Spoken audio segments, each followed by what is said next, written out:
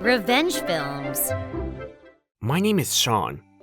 I was working as a salaryman, but I started to think that the ideas that I came up with might be better than the way my company was doing things. So I began to think about going independent.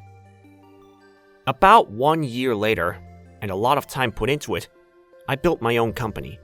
And then, as soon as I started it, business went well immediately. It meant that my predictions were correct. Once work started to go well, I started to think more about marriage. That being said, I was so busy that I wasn't able to meet anybody. And I was wondering what I can do when I went to a pub with my friend, and we just happened to get along with my now wife's group of friends that were sitting next to us. That was how I met my wife, and we started dating. Not long after we started dating, my wife said she wanted to live together, so she moved into my place. Of course, around that time, I was thinking a lot about marriage.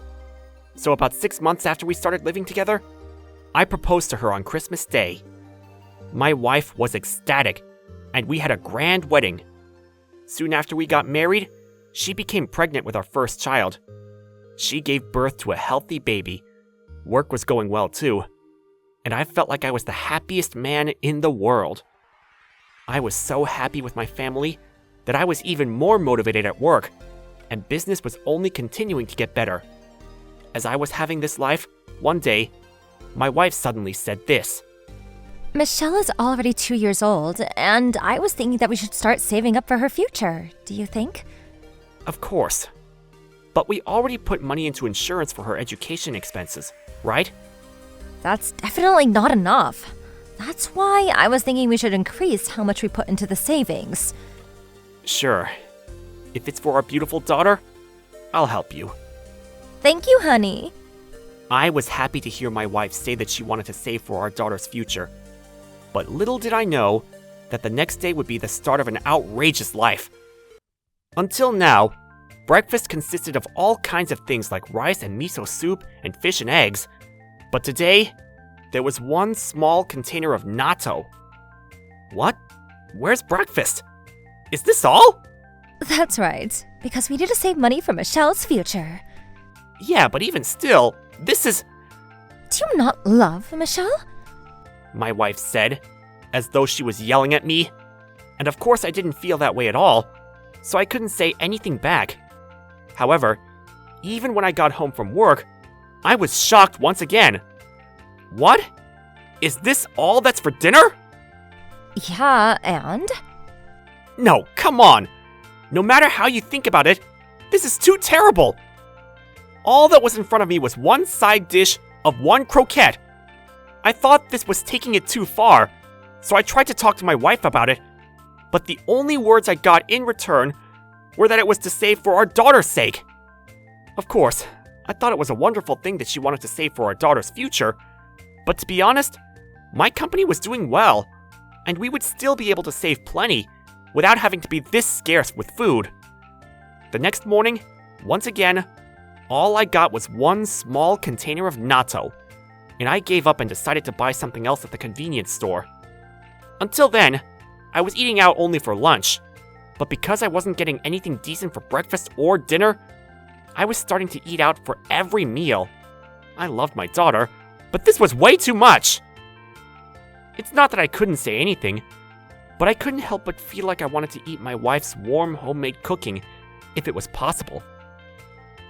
Then one day, when I was talking to my friend about work, we decided to go out to eat lunch together. So we arrived at a certain restaurant.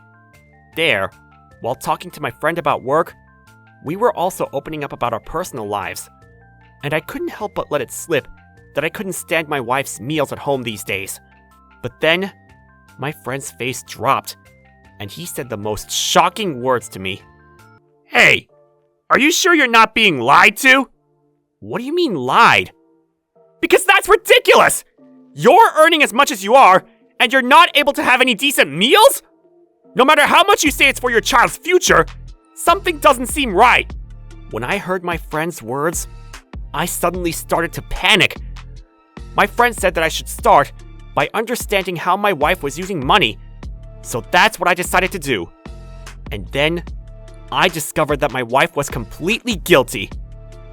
According to the detective agency, I found out that my wife was buying hordes of brand name items behind my back.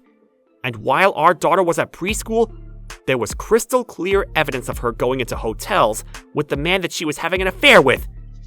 Even though I was desperately tolerating this for the sake of our daughter, I was furious.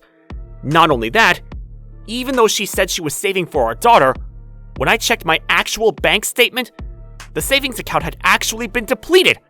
And in this short time, she had already spent $100,000. For a brief moment, I thought that maybe Michelle wasn't even my daughter. But everybody that saw us together always said that we looked identical, and they could immediately tell that she was mine, so I didn't think that would be the case. However, it didn't change the fact that my wife was cheating on me. I immediately got a lawyer ready and began preparing for a divorce from my wife. Of course, I was planning on taking our daughter with me. My wife had no idea that I was moving these preparations along, and as usual, she would just place one egg or some other small dish that she bought in front of me and quickly leave the house. As a result of the investigation by the detective agency, I also discovered that my wife's cheating partner was a manager at one of my client companies. So I decided to get revenge on the both of them. First, I started with the man she was cheating on me with. I went straight to a director at his company with the evidence of the affair in hand, and he turned pale instantly and declared that he would be firing the man straight away. My company was handling more than half of the business for that company, so I'm sure he felt just how bad it was that he laid hands on my wife. That boyfriend was called out by the director, and truly, within that day, he was released from his job. Apparently, he never imagined that I would ever find out about it, so when he was given the axe, they say he was completely stunned. And then, through my lawyer, I collected a settlement fee from him for $50,000. That being said, my company had a lot of connections around the world, and there were a lot of CEOs that were close to me. That's why, even when he tried to find another job, there was no way that anybody would hire him. On that day, I explained the situation to my friend and had him watch Michelle for the day, and I went back to my wife, who was at home alone. I had already told my wife that Michelle was going for a sleepover tonight. When I got home, my wife was just getting ready to go out, and she had put on a fancy dress and was spraying herself with perfume.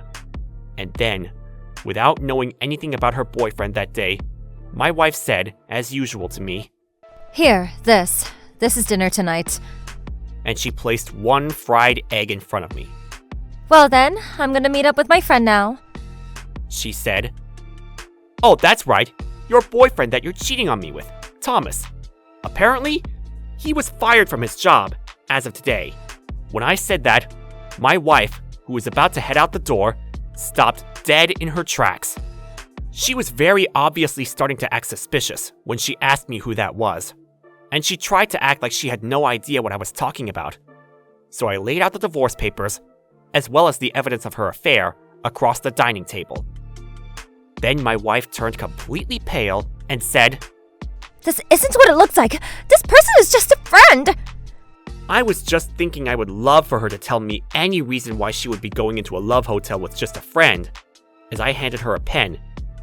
To be honest, whether my wife cheated or not didn't matter to me anymore.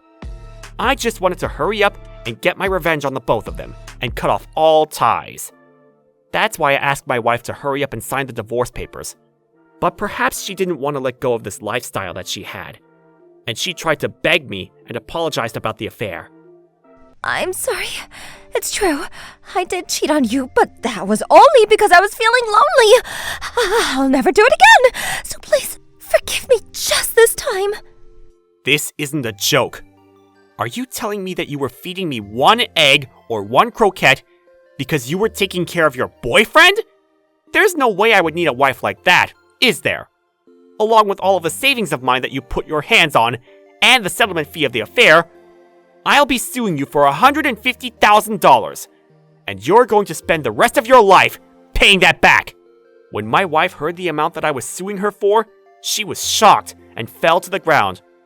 However, the amount of money that my wife had spent was in fact close to $100,000. And along with the settlement fee for the affair, it wasn't an unreasonable amount at all. Even though my wife was treating me like trash, she must have realized that if I left her, she wouldn't be able to have this comfortable lifestyle. And so she cried and sobbed and begged at my feet. But in the end, I had to ask my lawyer to get in between us, and the divorce was finalized.